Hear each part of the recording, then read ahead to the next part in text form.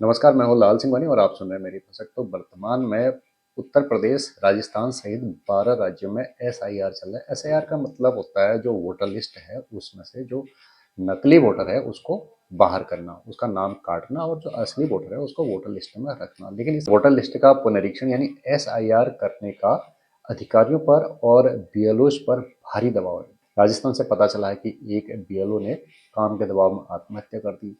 एक दूसरे संविदा शिक्षक ने काम के दबाव में नौकरी से त्याग पत्र दे दिया। और पश्चिम बंगाल में भी एक बीएलओ ने बताया कि वो कार्य से काफ़ी ज़्यादा परेशान है क्योंकि उनको बंगाली भाषा नहीं आती है और जिस क्षेत्र में उन्होंने बीएलओ का कार्य करना है, एसआईआर करना है, उस क्षेत्र में बंगाली लोग रहते हैं। तो काफ़ी ज़्यादा काम का दबाव है, अधिकारियों पर भी दबाव है और बीएलओ पर भी दबाव है। राजस्थान से तो खबर यह है कि 1 महीने का काम अधिकारी 15 दिन में करने का दबाव बना रहे थे। तो उत्तर प्रदेश में एक एसडीएम साहब एक बीएलओ को बुरी तरह लताड़ रहे हैं। वो उसके खिलाफ एफआईआर करने की धमकी दे रहे हैं, कह रहे हैं कि सफेद कागज लाओ, तहरीर लिखो इनके खिलाफ। इन्होंने अभी तक एक भी फॉर्म नहीं भरा है। आप इस वीडियो को पूरी तरह सुने, आपको पता चलेगा कि जो एसआईआर है उसका अधिकारियों पर और कर्मचारियों पर कितना दबाव पड़ रहा है, किस तरह अधिकारी अपना आपा खो रहे हैं और कर्मचारी उनके सामने गिड़गिड़ा रहे हैं, कह रहे हैं कि काम हो जाएगा, समय दीजिए, समय की कमी है। तक एक भी फॉर्म नहीं भरा है इसने, एक भी फॉर्म नहीं भरा है। लिखो, तहरीर लिखो, एक सादा पन्ना लाओ, तहरीर लिखो। कौन सा थाना है? एक भी काम नहीं किया। क्या तहरीर लिखो, एक पन्ना लाओ, तहरीर लिखो तत्काल। और उसमें ये भी लिखना कि विभागीय अधिकारी वीडियो इन लोगों के द्वारा कोई सहयोग नहीं किया गया, इसलिए 0। इनके खिलाफ भी, इनके दोनों लोगों के मुकदमा लिखो, लाओ तहरीर लाओ। एफआईआर करिए, इसमें कोई भाई तुम क्या बदनाम हो ये? लाट सेवक हो गए हो, रोजगार सेवक हो तो क्या हो गए हो? क्यों नहीं काम कर रहे हो? कब तुम कहाँ है उनका है सुपरवाइजर है लेखपाल में भेज रहा हूँ, तहरीर एफआईआर दर्ज करवाइए। मैं भेज रहा हूँ तुमको, मैं जेल अभी बता रहा हूँ कि विकास विभाग के जितने तुम लोग हो ना, तुम लोग एक भी काम नहीं करते। तो एसडीएम साहब का गुस्सा सातवें आसमान पर है। वो बीएलओ के खिलाफ कार्रवाई करना चाह रहे हैं, कार्रवाई करने का उन्होंने मन बना लिया है, तहरीर मांग रहे हैं। तो एक मतदान केंद्र में एक बीएलओ अकेले काम कर रहा है, वो कागज भी बना रहा है और उससे ऑनलाइन कार्य करने के लिए भी कहा जा रहा है। 15 दिन का टाइम राजस्थान में दिया गया, पता नहीं उत्तर प्रदेश में कितने दिन का टाइम दिया गया होगा। तो अगर एक बीएलओ एक बार किसी वोटर के घर जाता है, वो नहीं मिलता है, तो क्या बीएलओ बार बार उस वोटर के घर जाएगा? इसी में उसका समय बर्बाद हो रहा है। कब वो डॉक्यूमेंटेशन करेगा, कब वो ऑनलाइन करेगा। तो राजस्थान से भी एक और न्यूज है, वहाँ पर एक महिला बीएलओ के खिलाफ कुछ वोटर से बुरी तरह भड़क रहे हैं। आप इस वीडियो में सुनिए महिला बीएलओ पर कार्य करने का कितना दबाव है और जो वोटर्स हैं उन पर भी दबाव है कि कहीं उनका नाम वोटर लिस्ट से कट न जाए।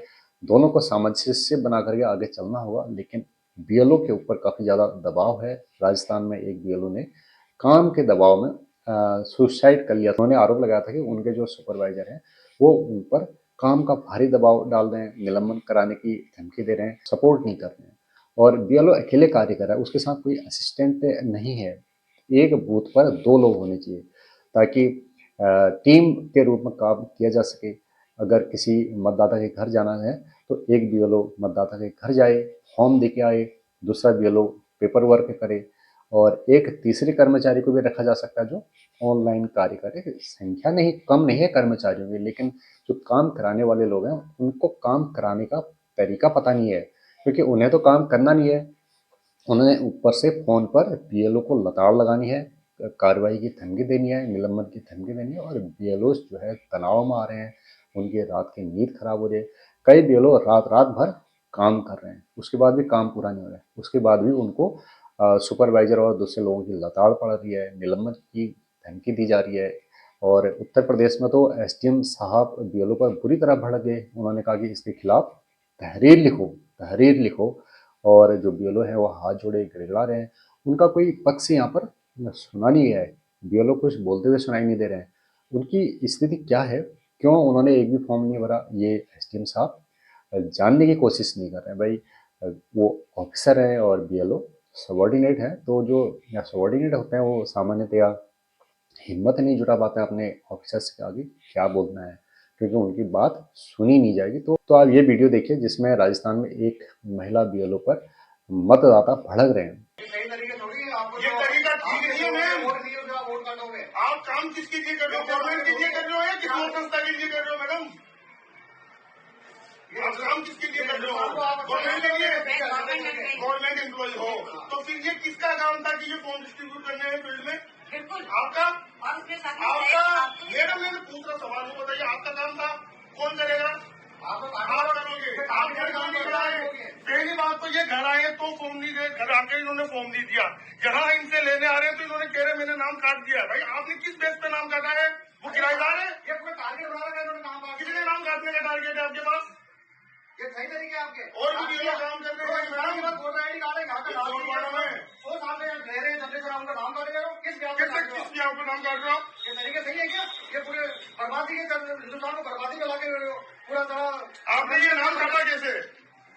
किराएदार चाहिए, इनको टारगेट फिक्स कर दिए उन्होंने। ये सोच रहे हिंदुस्तान तरक्की पर आ रहे हैं, हिंदुस्तान को बर्बाद कर रहे हैं। ये जो ये कर रहे हो ना, ये ठीक नहीं है। इसलिए भड़क रहे हैं कि वो आरोप लगा रहे हैं कि महिला बीएलओ उनके घर नहीं आई, जबकि महिला बीएलओ कह रही है कि वो उनके घर गई थी।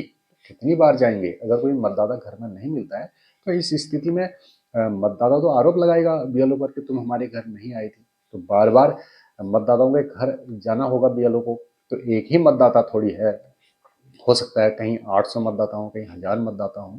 तो ऐसी स्थिति में एक बीएलओ के लिए एसआईआर करना बहुत ज़्यादा चुनौतीपूर्ण हो गया है। उनकी नींद खराब हो रही है और तनाव में है, डिप्रेशन में है। तो इतनी हबड़ तबड़ मची हुई है कि बीएलओस के पास टाइम नहीं है और वोटर्स से काफ़ी ज़्यादा तनाव में है, कहीं उनका नाम वोटर लिस्ट से कट न जाए। और बीएलओ को नियमानुसार जो वोटर्स हैं उनके घर जा करके एसआईआर का फॉर्म देना है। एक बार वोटर के घर गए, वोटर नहीं मिला तो बीएलओ वहीं पर थोड़ी खड़ा रहेगा जब तक मतदाता अपने घर नहीं आए, वापस तो आना है उसको। और मध्य प्रदेश में तो ऐसी स्थिति हो रही है, वहाँ पर बीएलओ को सुबह अपने कार्यस्थल में जाना है, स्कूल में जाना है, वहाँ अटेंडेंस लगानी है, उसके बाद फील्ड में जाना है, उसके बाद जब छुट्टी का समय होता है बीएलओ को फिर स्कूल आना है, तभी उसकी तनख्वाह निकलेगी।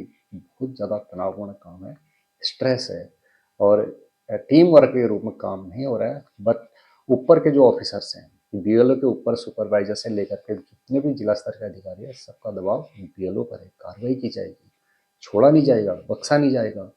और उत्तर प्रदेश में तो एसडीएम साहब कह रहे हैं कि तहरीर लिखो, गिरफ्तारी की धमकी दे रहे हैं। उनका इतना दबाव है कि कुछ बीएलओज बीमार पड़ गए हैं, उनका मानसिक संतुलन खराब हो गया। एक ने तो सुसाइड कर ली। तो एक दूसरे बीएलओ हैं, इन्होंने अपने पद से त्याग पत्र दे दिया है। ये बीएलओ हैं भगवान राम मेघवाल, बीएलओ भाग संख्या 13, पद स्थान राजकीय प्राथमिक विद्यालय कुल्यानाड़, गठीसलासार, नागौर।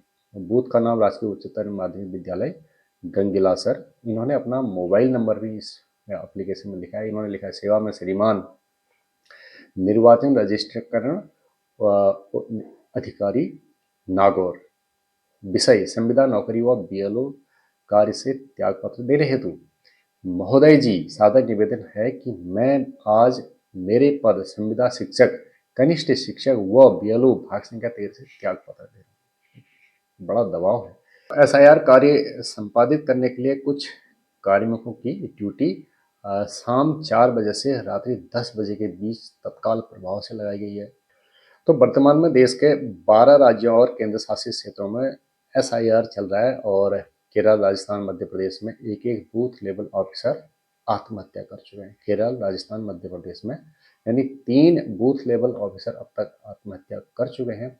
पश्चिम बंगाल में एक बीएलओ ने आत्महत्या की धमकी दी है। मंगलवार को तमिलनाडु के तंजावुर में एक आंगनबाड़ी सेविका ने जान देने की कोशिश की। इन सभी ने उच्चाधिकारियों पर आरोप लगाया कि वे बीएलओ का काम करने का काफ़ी दबाव डाल रहे हैं और तय समय सीमा से पहले, यानी कि उनको कम समय इस कार्य के लिए दिया जा रहा है। इन घटनाओं के कारण कई राज्यों में बीएलओ ने प्रदर्शन और बहिष्कार किया है। आयोग अब इस राष्ट्रव्यापी प्रक्रिया से जुड़े अधिकारियों के कार्यभार और जवाबदेही को लेकर सवालों का सामना कर रहा है। राज्य के बीएलओ बताते हैं कि टारगेट के दबाव में तनाव बढ़ रहा है। बीएलओ को रोज 200 वोटर्स के घर जाना है, फार्म भरने हैं, उन्हें डिजिटाइजेशन करना है, ऑनलाइन करना है। ऐसे में वे 18 घंटे काम कर रहे हैं। ऐसी क्या मुसीबत आ गई? एक बीएलओ के साथ एक दूसरा बीएलओ भी तो रखा जा सकता है, 2 बीएलओ भी तो एक साथ काम कर सकते हैं।